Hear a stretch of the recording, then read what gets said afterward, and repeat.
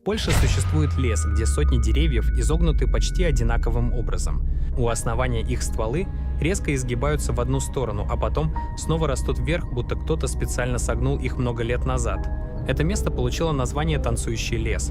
Самое странное, никто точно не знает, почему деревья выросли именно такими. Одни считают, что сосны деформировались из-за сильного снегопада или необычного природного явления. Другие уверены, что деревья специально сгибали люди еще до Второй мировой войны, чтобы использовать древесину для мебели или кораблей. Но почему почти все деревья изогнуты одинаково, до сих пор остается загадкой.